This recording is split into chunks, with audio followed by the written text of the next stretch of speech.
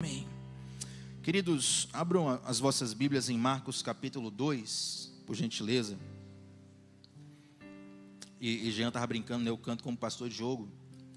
E é interessante, eu até estava falando um devocional hoje, que Deus, Ele tem uma forma diferente de receber o sacrifício do justo e do injusto. E aí a gente brincou aqui, a gente canta com a boca, o pastor Diogo canta com a gente canta com a boca. É interessante que Ele canta com o coração. Eu percebo isso.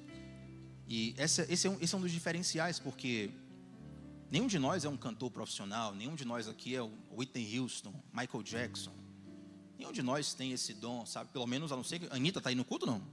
Ninguém, né? Então, mas o Senhor, ele vem mais do que o timbre vocal. O Senhor, ele vem mais do que a frequência sonora que nós, sabe, fazemos com o som da nossa voz. O Senhor, ele vê o coração. E às vezes uma canção entoada com o coração, por mais simples que soe aos ouvidos, ela é mais profunda do que uma canção entoada com os lábios, mas que não tem essência. Se você tivesse, por exemplo, o superpoder de saber do coração das pessoas, e alguém chegasse para você fazer uma declaração maravilhosa, com A escrevo amor, com P escrevo paixão, com T escrevo Tiago, o irmão do meu coração, mas se Deus me desse o raio-x, eu pensasse, está querendo só um favor meu, não me ama de verdade. Poderia ser a canção mais bela, se tornaria até nojento, né? Uma pessoa falsa gera em nós o sentimento de nojo. A hipocrisia gera isso. Então Deus, quando Ele ouve a nossa voz, Ele não está necessariamente interessado no timbre da voz. Ele está interessado no coração que vai com a voz. Quando você faz algo de coração, aquela essência, o coração está carregado naquela essência. É como se uma música fosse uma embalagem. Na embalagem precisa conter o coração. É como se o serviço fosse uma embalagem. Na embalagem precisa conter o coração. É como se o tempo de qualidade fosse uma embalagem. No tempo de qualidade precisa conter o... Ih, rapaz, estou pregando para ninguém. Precisa conter o... Precisa conter o... Então vocês vão me ajudar a cantar aqui agora. Porque essa música aqui, meu irmão, está na minha cabeça o dia todo. Eu não vou chegar em paz em casa se não cantar com vocês aqui. A minha alma estava longe do caminho de Deus. Eu era pobre, desprezível, pecador. Mas Jesus transformou minhas trevas em luz, quando Ele estendeu a sua mão para mim. Todo mundo, quando Jesus estendeu, glória a Deus. Quando Ele estendeu a sua mão para mim, eu era pobre, perdido, sem Deus e sem Jesus, mas Ele estendeu a sua mão para mim. Aleluia. E agora me regozijo desde que eu aceitei. E na tempestade eu posso sossegar, pois com Ele sou liberto do perigo e do mal. Quando Ele estendeu a sua mão para mim. Um lindo coral vai cantar. Quando Jesus... Cante com todo o seu coração nesse lugar. Quando Ele estendeu a sua mão,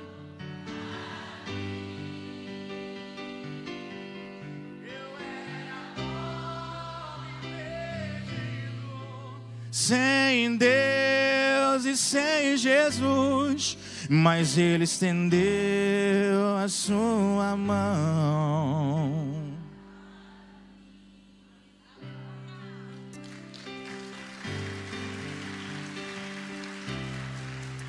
Aleluia. E aquela, Isaac? Rapaz, essa aqui eu vou puxar, eu vou cantar igual o pastor Diogo, eu não sei o tom dessa direita não. Se eu falhar, vocês cantam junto aí, né? Porque essa aqui é uma delícia, ó. Se as águas do mar da vida quiserem te afogar,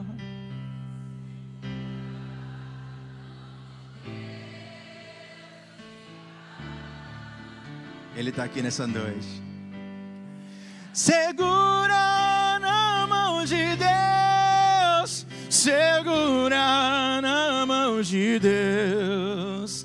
Não temas, ela te sustentará. Não temas, segue adiante e não olhes. Segura na mão de Deus. Aí você vai cantar para a pessoa que está no celular assim, ó. Segura na mão de Deus. E saiu aí? Eu não vou passar essa vergonha sozinho não, irmão. Tá pensando o quê? Segura no ombro, a pessoa sacode aí, vai, incomoda mesmo. Fala assim, meu irmão, segura na mão de Deus.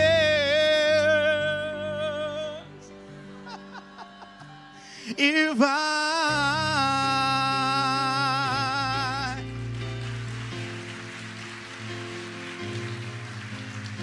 Aleluia. Oh, glória a Deus. Podemos ir para casa, né? Vamos orar ao Senhor Jesus. Brincadeira. Marcos capítulo 2, gente. Marcos 2, versículos 1 até o 11. É uma palavra que diz assim: alguns dias depois, entrou outra vez em Cafarnaum e soube-se que estava em casa. Logo se ajuntaram tantos que nem ainda nos lugares junto à porta cabiam, e anunciava-lhes a palavra. E vieram ter com ele, conduzindo um paralítico, trazido por 4 homens, e não podendo aproximar-se dele por causa da multidão, descobriram o telhado onde estava, e fazendo um buraco, baixaram o leito em que jazia o doente.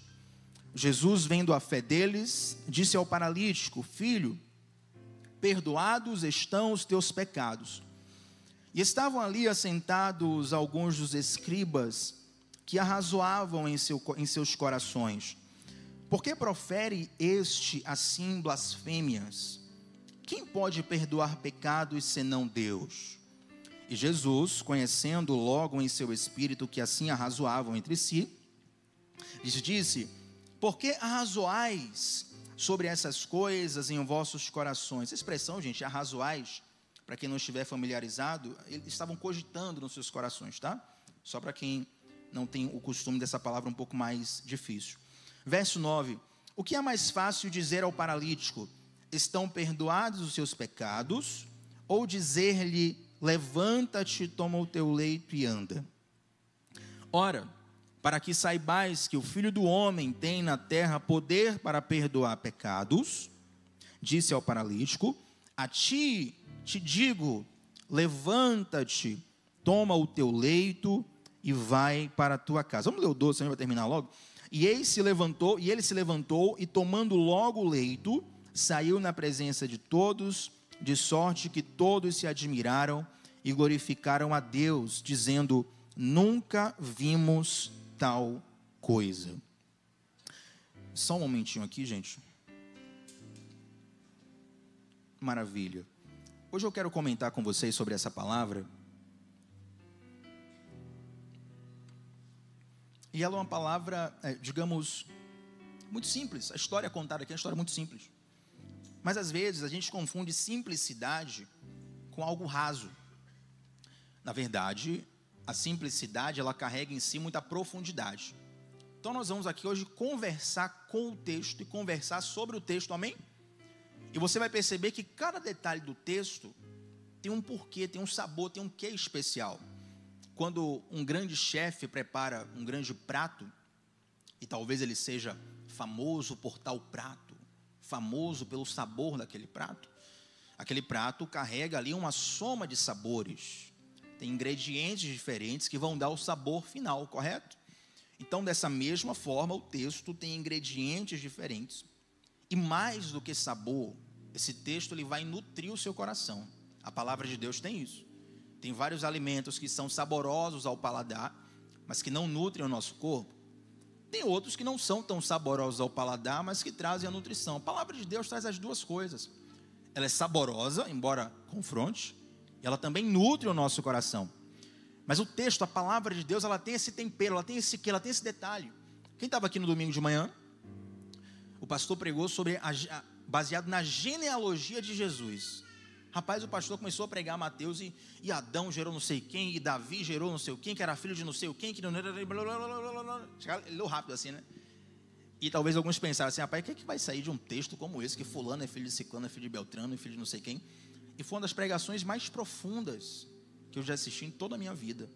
Porque cada detalhe do texto ali esconde presentes que Deus tem interesse em revelar a cada um de nós, amém? Então a primeira coisa é que o verso 1 diz que alguns dias depois que entrou outra vez em Cafarnaum, as pessoas souberam que Jesus estava em casa. Cafarnaum é o QG de Jesus, o quartel-general de Jesus, é onde ele passou a morar na vida adulta. Jesus nasce em Belém, foge para o Egito, quando volta cresce em Nazaré, mas na vida ministerial dele, o quartel-general dele era em Cafarnaum.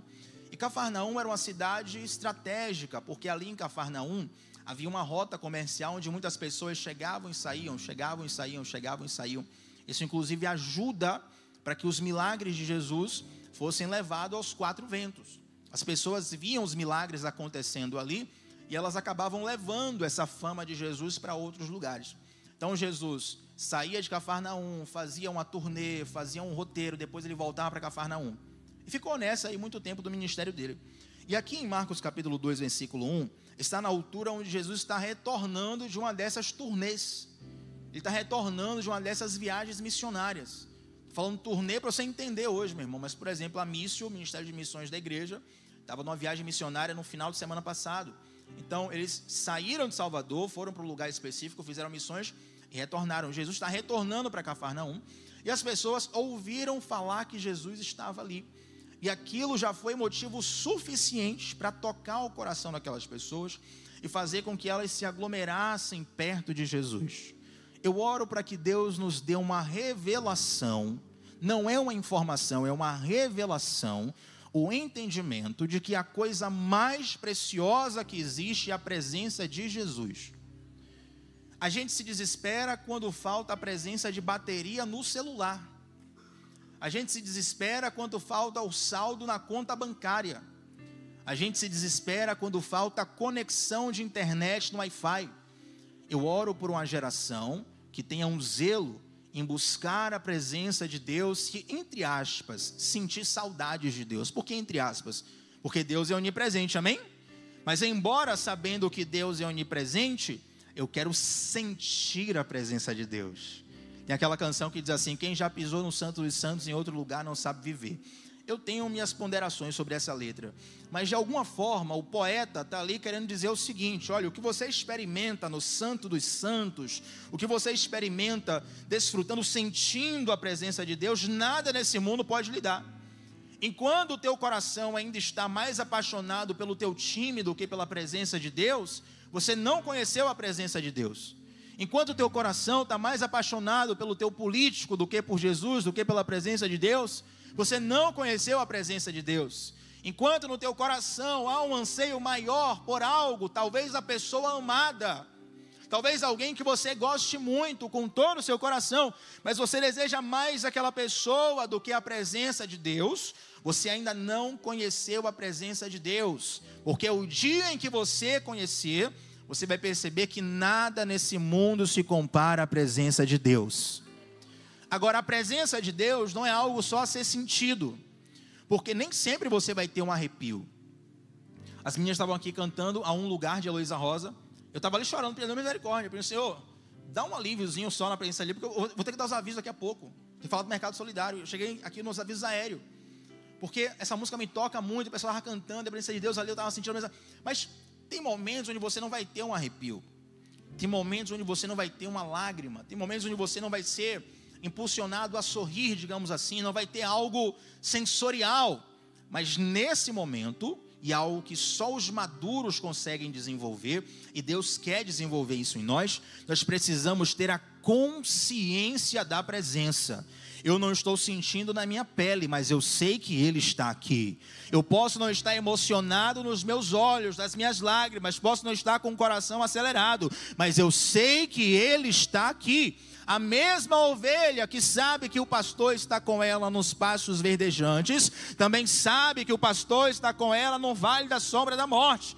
No vale da sombra da morte tem assombração, tem arrepio, tem medo, tem perigo. Parece que você entrou em algo que você vai morrer, vai parar tudo ali. Mas a consciência da presença, ela te guarda. Sentir um arrepio é bom, se emocionar é uma maravilha. Eu quero que você se emocione hoje aqui comigo. Mas a consciência da presença vai guardar o teu coração, porque a consciência da presença é a convicção, é a fé, é a certeza de uma palavra que foi escrita há 2000 anos atrás, quando Jesus falou assim, ó: eu vou estar com vocês todos os dias da minha vida.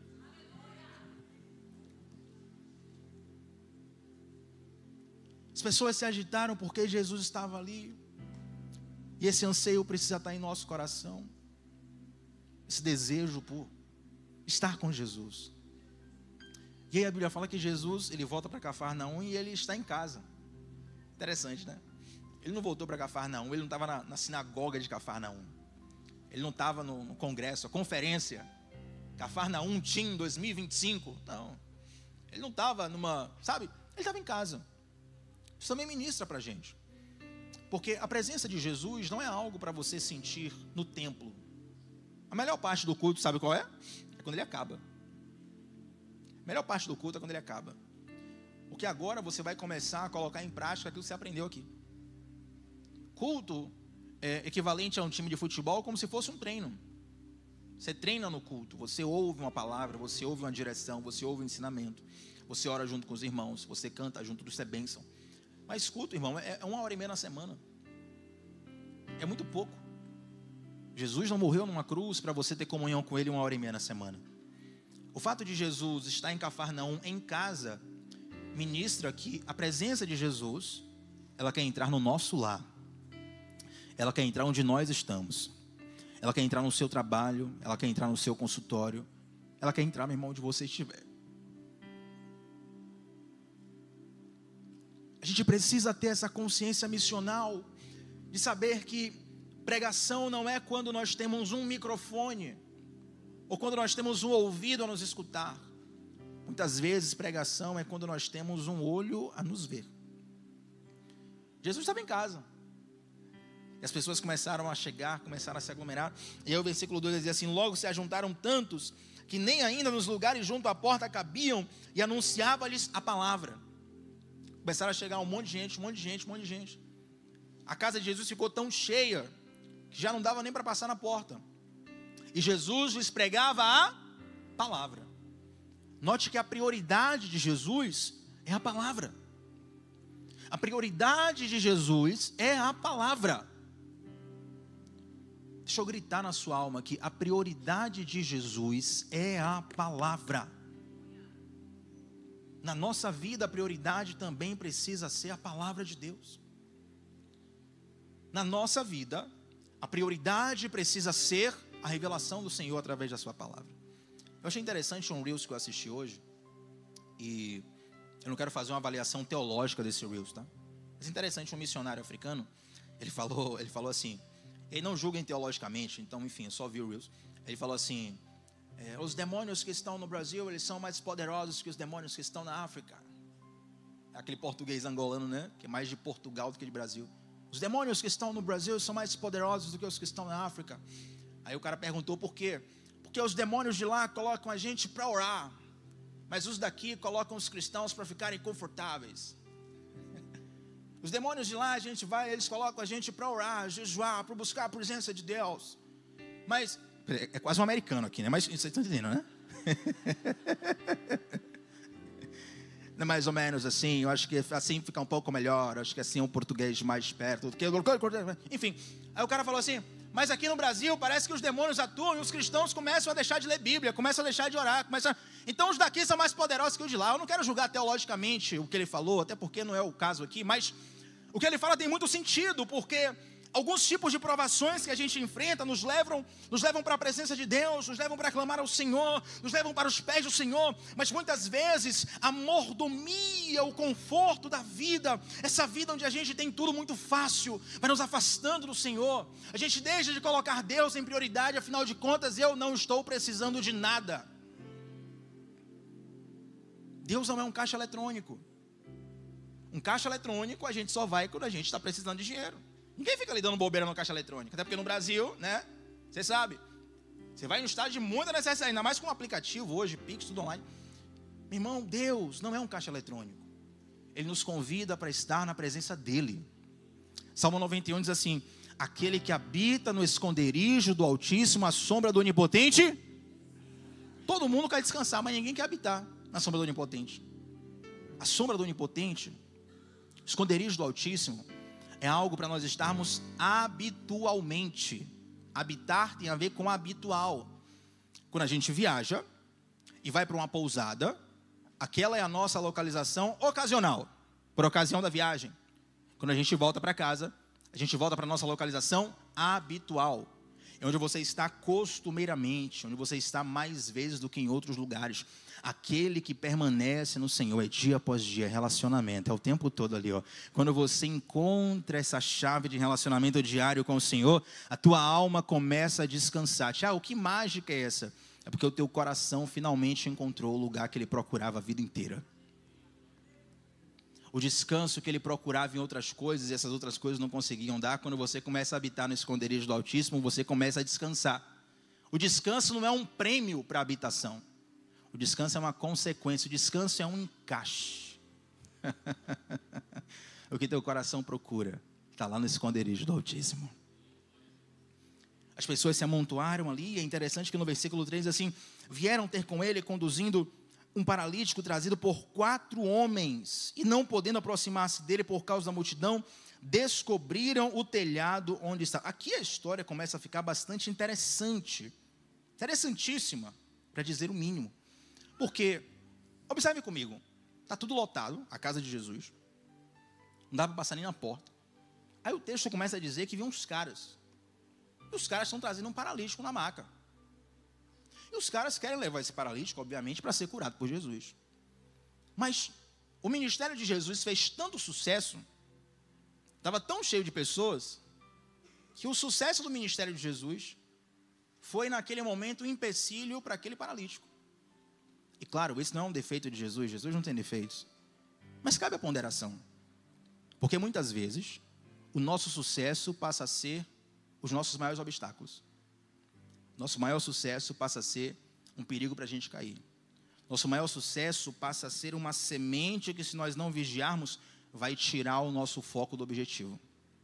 Mas a Bíblia fala que esses homens levaram esse paralítico. E é interessante que um paralítico é alguém que não consegue caminhar, ele está sendo levado por outros. E assim também foi com nós. Em algum momento, alguém falou de Jesus para você, mas que você tenha nascido numa casa onde seus pais já eram cristãos, alguém falou de Jesus para você, para que essa fé fosse fundamentada no seu coração. Um paralítico, ele não pode ir por si só para Jesus, mas Deus levanta pessoas para levar esse paralítico para Jesus. Um dia Deus levantou pessoas para que você pudesse ser levado a Jesus, e Deus quer te levantar para você levar também pessoas para Jesus. Quando nós vemos para a igreja com a mentalidade consumista, a gente pergunta: o que é que Deus tem para mim? Quando nós vimos para a igreja com a mentalidade renovada, transformada, a gente pergunta: o que é que Deus quer através de mim? Já parou para se perguntar isso? E é interessante que esses paralíticos, esses amigos, só tinha um paralítico. Esses amigos, eles olhando a impossibilidade de chegar ali a Jesus, eles começam, rapaz, a tramar descer o paralítico pelo telhado. Imagina que loucura. Essa igreja aqui num culto de 10h30, tão lotada, que alguém vai lá de cima, rasga a tenda assim, vai descendo um paralítico pela tenda. Meu irmão, tem que parar o culto na hora. Tem que parar o culto, esperar o paralítico descer, Os diáconos pegaram o paralítico e retiraram. Está causando desordem, loucura. Tiraram o telhado. Isso me ensina que aqueles obstáculos, eles não paralisaram aquele homem, aqueles homens. Na verdade, esses obstáculos foram uma plataforma para aqueles homens externalizarem a fé que eles tinham. Porque fé não é sentimento, fé é convicção. E convicção leva à ação. O apóstolo Tiago fala assim na sua carta: mostra-me a tua fé sem as tuas obras, que eu te mostrarei a minha fé pelas minhas obras. É impossível você ter fé e essa fé não te mover. É impossível você ter fé e essa fé não te empurrar do lugar onde você está. Muitas vezes temos a fé como um sentimento, temos a fé como um discurso, e isso morre no primeiro obstáculo. Aqueles homens poderiam, inclusive, falar com o paralítico: falar, olha, a gente tentou trazer você aqui, infelizmente, está lotado aqui, você está vendo, não é culpa da gente. A gente vai ter que deixar outro dia aí, ver outro dia que Jesus volta em Cafarnaum, mas hoje, infelizmente, não dá. Mas eles não focaram no problema, eles focaram numa possibilidade de solução. E quando a sua mente está faminta por uma solução, Deus honra essa fome. O coração murmurador está sempre focando no problema, está sempre focando nas desculpas. Mas o coração, meu Deus, que conhece o coração do Pai, aquele que conhece a essência miraculosa de Deus, ele está sempre focando na solução, ele está sempre olhando assim: olha, eu posso não estar enxergando a solução agora, mas tem a solução aí. Eu posso não estar vendo, mas tem a solução aí. Eu lembro que certa vez o professor de jiu-jitsu, ele falou assim para mim, uma frase que ficou no meu coração. Falou assim: ó, o jiu-jitsu está sempre na sua frente. E obviamente eu não estava vendo o jiu-jitsu, estava tomando uma bronca. Eu estou falando aqui poético, mas na hora eu estava tomando uma bronca. E o que ele queria dizer com o jiu-jitsu está sempre na sua frente? Tem sempre o que fazer. Agora, quanto mais você vai amadurecendo na arte marcial, mais você vê o que tem que fazer. Um faixa branca vê pouca coisa, um faixa preta vê muita coisa. Quem está entendendo? Na sua frente, meu irmão, tem muitas possibilidades. E aonde não tem possibilidade, Deus cria possibilidade. Aquela música que a gente canta aqui, Caminho no Deserto, né? Em inglês, a tradução dela, Waymaker, fazedor de caminhos. Uma coisa é ter um caminho no deserto, outra coisa é nem ter caminho. Onde não tem caminho, Deus faz um caminho. No Mar Vermelho tinha caminho? Deus fez um caminho. Às vezes a gente está na frente do Mar Vermelho, e o Mar Vermelho para aqueles caras naquele momento era a multidão. Mas Deus fez um caminho pelo imponderável. Deus fez um caminho onde ninguém esperava. Para todo mundo, aqueles caras estavam atrapalhando o culto. Aqueles caras estavam incomodando. Aqueles caras estavam gerando um problema logístico. Mas, eu vou te falar agora a opinião de Jesus sobre isso. Vem comigo no texto. Versículo 4. Não podendo aproximar-se dele por causa da multidão, descobriram o telhado onde estava e, fazendo um buraco, baixaram o leito onde jazia o doente. E Jesus, vendo a fé deles, atenção, nesse momento Jesus não está falando com o paralítico ainda. E Jesus, vendo a fé deles, dos amigos, dos que levaram. Vou te perguntar, como é que Jesus viu a fé dos amigos? Ele olha para o buraco no telhado e ele vê fé. Ele olha para os caras suados e ele vê fé. Ele olha para os caras todos sujos, cansados, ele vê fé. Ele olha para os caras parando tudo ali, paralisando tudo, tendo um maior problemão, e ele vê fé. Agora, fé, qual a cor da fé? É azul, verde, vermelho, amarelo? Pode ser que a cor da fé seja vermelho e preto, né? Em nome de Jesus, esse ano, precisa de um milagre. Mestre, eu preciso de um milagre. É luta, meu irmão. Aí vamos... Não, mas infelizmente, né? Enfim, né? Vamos lá, muita piada interna. Mas o que eu quero te dizer é que Jesus, ele vê também o invisível. Quando ele olha para um telhado físico aberto, que é o visível, Jesus vê o invisível. E olhando para a fé deles, Deus conhece o teu coração. Talvez para as pessoas que estavam ali, aqueles caras estavam criando o maior problema do mundo. Poxa, na conferência que Jesus está aqui, os caras abriram o telhado, tiveram que parar tudo. Desceram paralíticos. Eu quero ver Jesus pregar, meu irmão, tal, não sei o quê. Aqueles caras eram incômodos para muitas pessoas que estavam olhando por fora. Mas no coração deles, Jesus vê a fé deles. Ô irmãos, e quantas vezes é assim com a gente? As pessoas olham para nós e veem um cômodo. Você é um problema, você é um encosto, você é alguém que não deveria estar aqui, você é alguém que só atrapalha. Jesus conhece o teu coração, Jesus conhece o seu interior, Jesus sabe a sua necessidade. Aí agora o detalhe, Jesus vê a fé deles e vai falar com o paralítico. Nós nunca podemos abandonar o poder da intercessão. Jesus vê a fé dos amigos e vai falar com o paralítico. Tem lugares, países, onde é proibido entrar Bíblias, né? Eu sei quem sabe aqui, mas depois dá um Google em sua casa, se tiver curiosidade. Houve um missionário que foi um dos maiores do século XX, chamado Irmão André, em inglês Brother Andrew. E se não me engano ele é holandês, se não me falha a memória. E ele foi o maior contrabandista de Bíblias que já existiu. O irmão André, ele era especialista em entrar em contrabando com Bíblias em lugares onde era proibido entrar em Bíblias. Tem alguns países, que eu não vou citar nome aqui para poder, né, não entrar em questões, mas tem países que se você for pego com a Bíblia na mão, você é fuzilado, meu irmão, e a conta vai para a sua família pagar a bala. Essa semana, eu estava vendo um vídeo de uma turma que estava orando a Deus antes de soltar um balão. Tiago, balão para quê? Um balão cheio de Bíblias, para o balão entrar em um determinado país onde é proibido chegar a Bíblia. Olha o nível da coisa.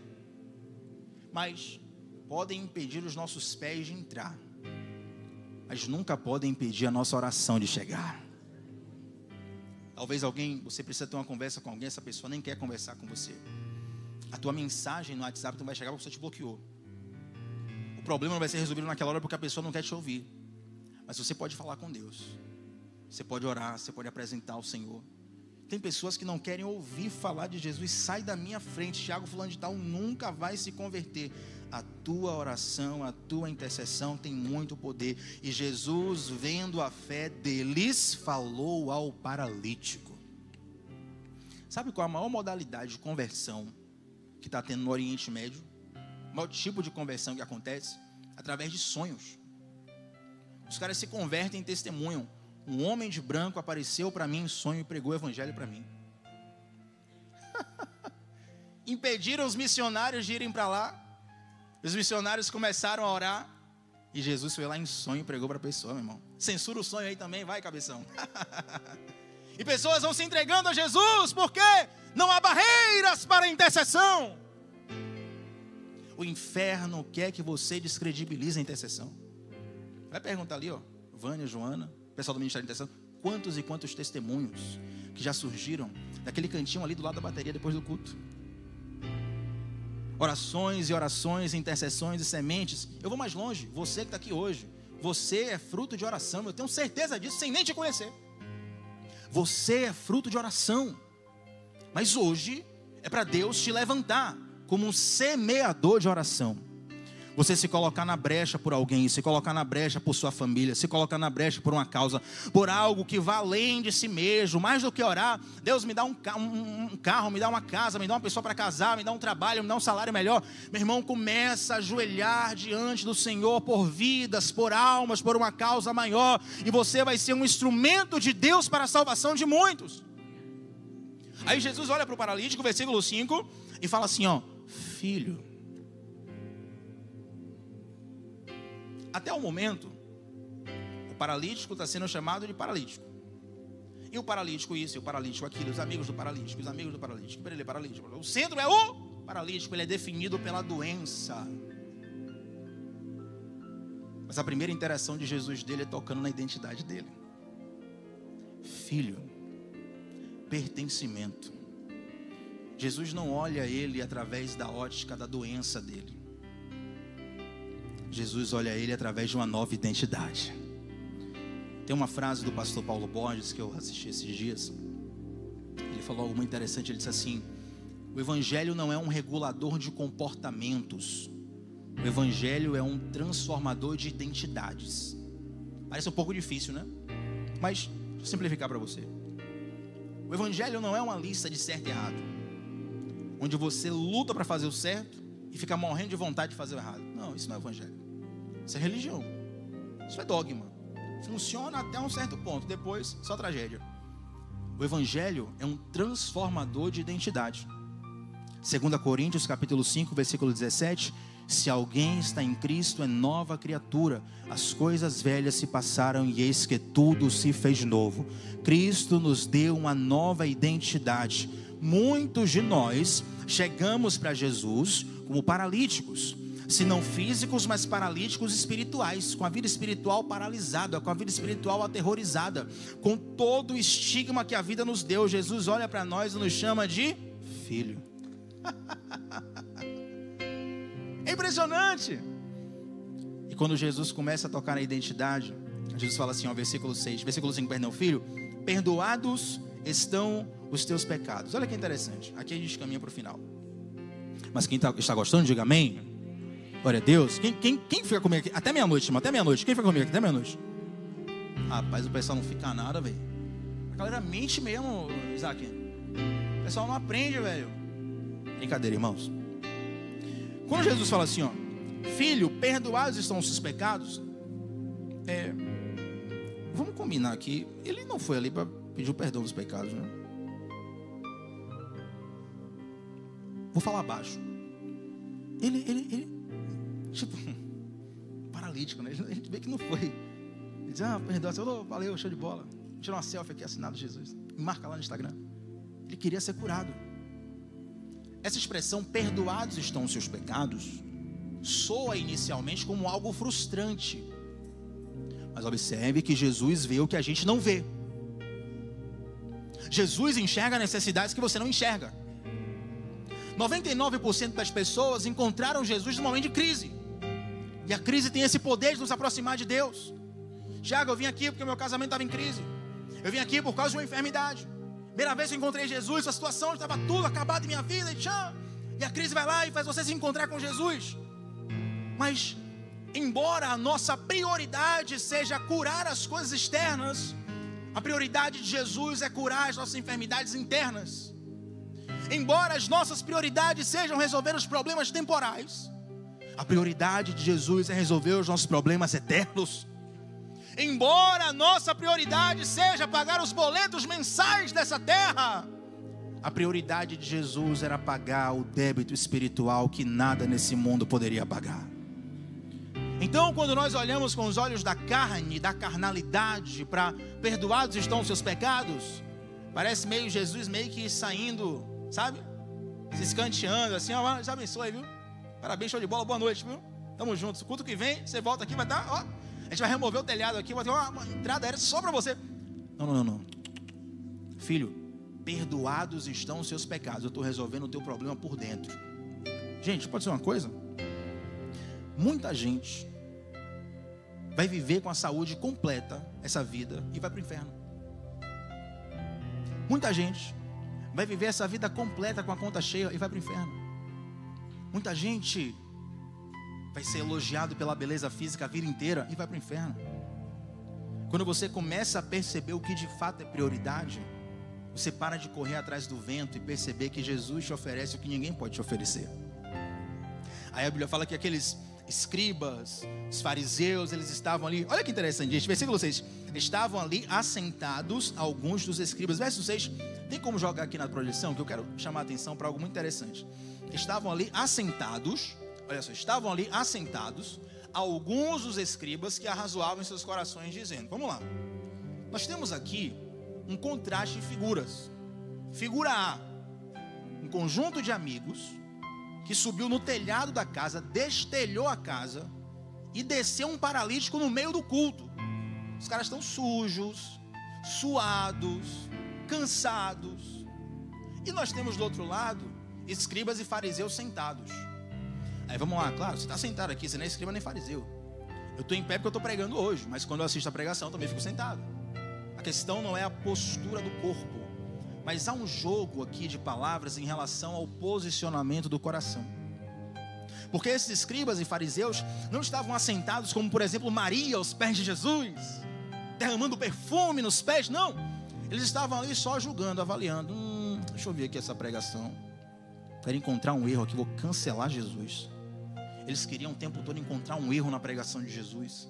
uma blasfêmia na pregação de Jesus, para poder punir Jesus, acabar com o ministério de Jesus. Eles estavam perto de Jesus, mas o coração deles estava fechado. Quantas vezes a gente está perto de Jesus e o coração está fechado? Deus tenha misericórdia. E aí eles começam a pensar, peraí, tem alguma coisa errada, porque só perdoa pecado Deus, certo? O pecado é uma ofensa contra... Ih, pô, o pessoal dormiu já. O pecado é uma ofensa contra... Aí você imagina, hein, Jaime? Imagine. Digamos que você vem e agride uma pessoa que eu gosto. Aí eu chego para a pessoa e falo assim, olha, Jaime está perdoado. Não, peraí. Ele agrediu a mim, como é que você pode perdoar ele? Você não tem direito de perdoar ele. Quem sentiu a dor foi eu. Não, já está perdoado. Peraí, não. Para você liberar perdão, você tem que sofrer ofensa. É muito fácil perdoar se sofrer ofensa. Ah, não está perdoado. Não, eu que tenho que liberar. Entende, gente? Então, para perdoar pecados, você precisa ser Deus. Os caras começaram a fazer a conta ali, o cálculo. Peraí, para perdoar pecado tem que ser Deus. Como é que esse cara diz, perdoados estão os seus pecados? Ah, isso aqui é muito forte. A teologia deles estava correta, mas o coração deles não estava em Jesus. O cálculo teológico deles foi perfeito, mas eles não perceberam que a palavra estava encarnada diante deles. Aí a Bíblia fala que Jesus, ele discerne aqui no coração dos escribas. Eu não sei se Jesus discerne isso espiritualmente, ou se Jesus percebeu o climão, né? Mas a Bíblia fala que Jesus, ele discerniu que havia aquele burburinho ali. Como assim? Perdoar pecados, perdoar pecados, perdoar pecados. E gente, vamos lá. Aí Jesus faz uma pergunta, eu quero fazer para você, para terminar aqui. O que é mais fácil fazer? Dizer, perdoados estão os seus pecados, ou dizer, levanta-te e anda? O que é mais fácil fazer? Diga aí, vai falar, você mesmo. Pode ser você também. Levanta-te e anda é mais fácil? Perdoado, né? Porque perdoado, você já a pessoa chega aqui e fala, Thiago, eu estou paralítico aqui e estou mal com Deus. Não vou morar por você, vai dar tudo certo. Perdoados são os seus pecados. O perdão dos pecados é algo invisível. Então é mais difícil de você aferir se realmente o pecado foi perdoado. Quem está entendendo? Aí Jesus percebe, dali o boato ali, né? Perdoar os seus pecados e tal. Mas só Deus pode perdoar pecados. O cara está dizendo que é Deus, ele não é Deus.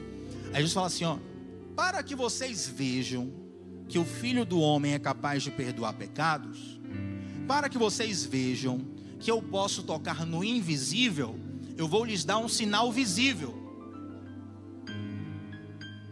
Até porque, na teologia judaica, para a pessoa ser curada de uma doença grave como essa, ela teria primeiro que ser perdoada espiritualmente. Quem lembra lá de João 9? Jesus passou e tinha um cego de nascença. Aí os caras falaram assim, mestre, quem pecou? Ele ou seus pais? Tal. Por quê?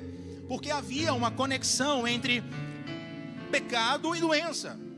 Então quando aqueles homens ouvem Jesus falar assim, perdoados estão os seus pecados. Peraí. Primeiro, você não é Deus. Aí Jesus fala assim, ó, para vocês verem que eu tenho autoridade para perdoar pecados, eu vou fazer ele ficar curado agora. Porque na teologia judaica, só pode ficar curado fisicamente depois de ser curado espiritualmente. Quem está entendendo aqui? E é interessante que o termo grego, quando Jesus fala assim, ó, para mostrar que eu tenho um poder, que eu tenho autoridade para perdoar pecados, o termo para poder, dunamis, o termo para autoridade é exousia. O que é poder, dunamis? É potência, é força mesmo. Exousia tem a ver com legitimidade. Quando um bandido pega uma arma e bota na sua cara, ele tem o poder da arma. Mas ele não tem legitimidade para isso, é por isso que ele está cometendo um crime. Mas um policial, no correto exercício da função, ele pode usar a mesma arma com legitimidade da lei, está entendendo? Jesus está dizendo o seguinte, ó, para eu provar para vocês que eu tenho legitimidade para perdoar pecados, que é invisível, que é espiritual, eu vou fazer esse cara andar.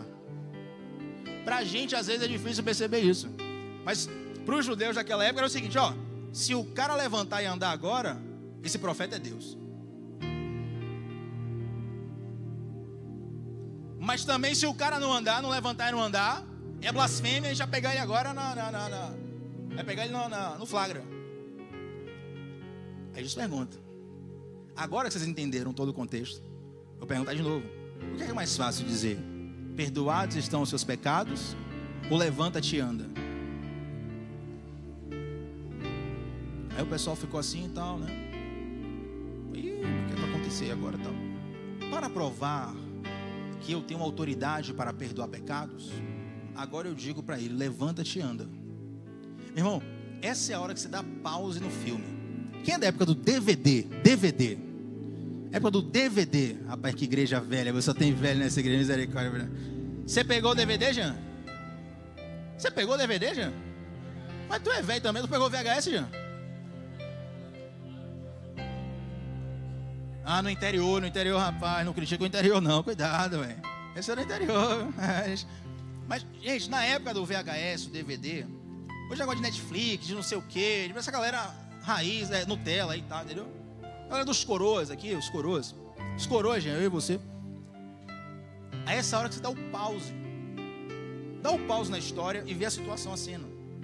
Porque o negócio, o cara, acho que o paralítico tá ali pensando aqui, eu só queria ser curado, velho. Eu tô no meio de uma briga federal. Os caras estão querendo matar Jesus. Jesus está dizendo que ele é Deus para perdoar. E o velho, eu só queria que minhas pernas voltassem a funcionar. Eu tô aqui, me jogaram pelo telhado aqui, eu não podia nem fugir, porque eu sou paralítico. Mas Jesus, que não chama ele de paralítico, e contextualmente, eu vou utilizar a expressão intencionalmente, porque hoje é considerada rude, né? Mas vou utilizar para você. Jesus que não chama ele de aleijado, Jesus que não chama ele de coitado, Jesus que não chama ele de desgraçado, Jesus que não chama ele pelo nome da doença dele, pelo nome do vício dele, pelo nome do erro dele, pelo nome do pecado dele. Jesus que o chama de filho, fala assim, ó, levanta-te e anda. Essa não é uma sugestão de Jesus. Quando Jesus fala assim, levanta-te e anda, aquele homem podia andar, gente? Não, né? Quando Jesus fala aquilo, ele cria uma nova realidade na vida do homem. Não vou cantar de novo não, mas canto aqui, né? A minha alma estava longe, o caminho de Deus, era pobre, desprezível, pecador. Mas Jesus estendeu as suas mãos. Eu era pobre, perdido, meu irmão não tinha mérito nenhum, mas ele estendeu a mão dele. Como é que Jesus te escolheu? O que é que tinha de bom em você? Não tinha nada, não, você fedia. Você fedia, irmão. Você era feio, sujo, fedia. Espiritualmente você era o pó da rabiola. Mas Jesus vai lá e fala assim, ó, segundo a minha palavra, eu agora gero uma nova realidade na sua vida. Segundo a minha palavra, eu crio agora novas possibilidades na sua vida. Segundo a minha palavra, aquilo que era ponto final, eu escrevo novos capítulos na sua vida. Segundo a minha palavra, levanta-te, toma o teu leito e anda. Ministério de Louvor pode subir aqui. Por que toma o teu leito e anda? Porque o leito era a evidência de que ele era paralítico. Ele, por ser paralítico, estava constantemente no leito. O leito era a marca da doença dele. Mas quando ele agora levanta e anda, aquele leito que era a marca da doença dele, vai ser agora evidência da mão de Jesus na vida dele. Aquele leito que era a marca de um estado degenerado, enfermo, caído, agora vai ser testemunho do que Deus transformou na vida dele. E só quem entendeu isso aqui agora, levante suas mãos para receber essa palavra. Eu profetizo em nome de Jesus, aquilo que é leito na nossa vida hoje, aquilo que é marca de vício, aquilo que é marca de sujeira, aquilo que é marca de pecado, aquilo que é marca de impureza, em nome de Jesus e pela palavra de Jesus, vai ser agora a prova do testemunho. Olha aqui o leito, eu era paralítico, eu não andava, eu não levantava, mas agora esse leito está na minha mão, porque Jesus me curou.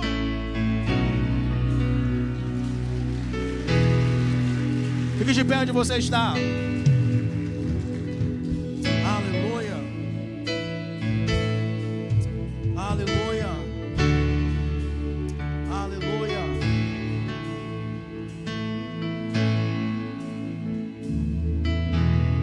Agora eu te pergunto, qual foi o maior milagre que aconteceu ali? Foram as pernas do rapaz voltar a funcionar? Ou foi o coração dele ser transformado? Eu sei que todos nós temos necessidades temporárias, né? Eu tenho muitas. Eu coloco todas diante de Deus. Os cristãos ficam enchendo o saco de Deus todo dia. Senhor, assim, assim, assim, assim. Não é problema você orar pelas suas necessidades materiais, temporárias. Pelo contrário, ore por todas elas. Mas o maior milagre, ele acontece dentro de nós. Porque uma dívida foi paga por Cristo Jesus na cruz do Calvário. Uma dívida tão pesada que só o Filho de Deus poderia pagar. A ponto daqueles escribas e fariseus falarem assim: rapaz, para você falar isso, você tem que ser Deus. Você se garante? Aí Jesus fala assim: ó, eu vou mostrar que eu sou Deus, porque todo milagre ele serve como um sinal que aponta para um caminho. Você que quer só um milagre, às vezes Deus vai te dar um milagre. Mas será que você precisa de fato de um milagre ou de um encontro com Deus? A Bíblia conta a história de 10 leprosos que foram curados. 9 nem voltaram para agradecer Jesus. Deve ter desviado de novo. Só um teve o coração transformado. Vai chegar momentos, e a medicina já tem avançado, vai chegar momentos onde a medicina vai fazer o paralítico andar, vai fazer a diabetes recuar, vai fazer vírus X, Y, Z deixarem de afetar o corpo humano. A medicina vai avançar e é bênção de Deus. Quero que avance meu irmão. Mas tem algo que a medicina humana não pode fazer. É a cirurgia no espírito do homem. Mas existe um Deus que foi ferido, que foi rasgado para ser costurado em nós, para fazer essa cirurgia no nosso coração. Não apenas para resolver problemas temporários nossos, mas para nos chamar de filho e nos dar nova vida. Feche seus olhos nesse momento, faça uma oração a Deus. Esse é o seu momento com Deus.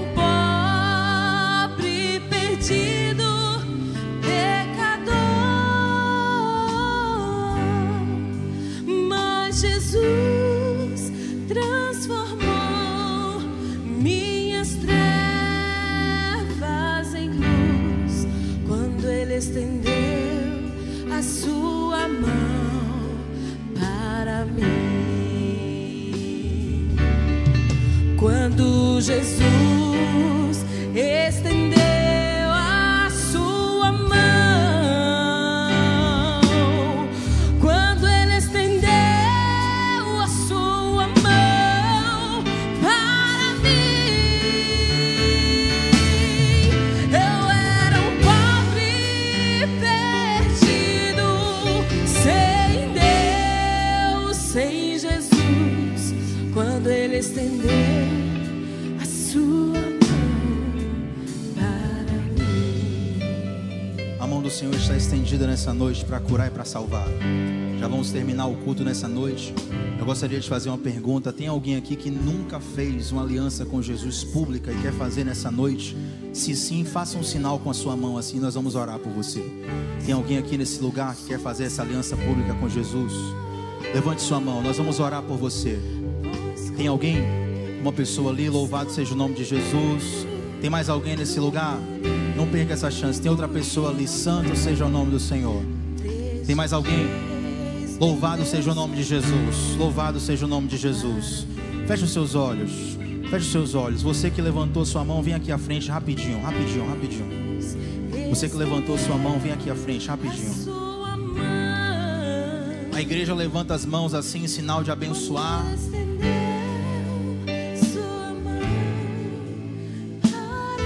Vocês que estão aqui à frente, em sinal de receber, levante sua mão em sinal de receber, feche os seus olhos. Senhor Jesus, nós confiamos na Tua palavra, nós confiamos no Teu nome, nós confiamos no Teu rico amor, nós confiamos num Deus que vai além de discursos e além de histórias bonitas. Nós confiamos num Deus que entra na nossa história, num Deus que muda a nossa história, num Deus que dá novos capítulos para a nossa história. Da mesma forma que foi com aquele paralítico, que procurava uma cura de algo temporário, de algo físico, e saiu ali transformado para a eternidade. Nós cremos que Tu podes resolver problemas temporários, mas também problemas eternos. Nós cremos, na verdade, que o Senhor já resolveu esses problemas na cruz do Calvário.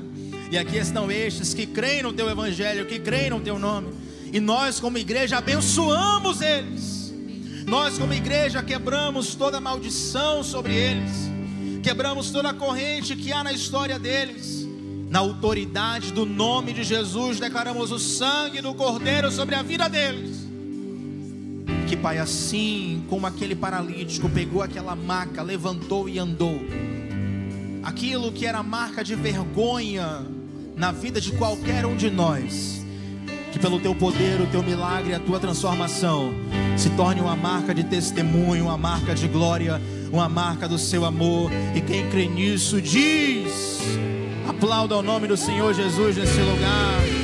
Podem voltar aos seus lugares. Deus abençoe. Oh, Jesus. Vamos fazer uma oração final. Depois da oração final aqui, tem a oração. O pessoal que falou que ia ficar até meia-noite, Ministério de Intercessão vai ficar aqui até meia-noite. É brincadeira. Mas ao final do culto, irmã Joana e irmã Vânia estão ali ao lado da bateria. Podem pedir oração e vai ser bênção para vocês. Amém? Feche seus olhos. Levante suas mãos, uma em sinal de receber, a outra no seu coração. Não tem nada de mágico nisso, é apenas simbologia mesmo, para você entender algumas coisas. Pai, nós te agradecemos, Senhor, por essa palavra ministrada, pelos louvores entoados, pelas orações feitas.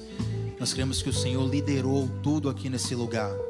Nós oramos, Deus, para que aquilo que foi ensinado e ministrado nessa noite não seja apenas um discurso bonito a ser esquecido amanhã de manhã. Pelo contrário, que seja um norte dos próximos capítulos da nossa vida.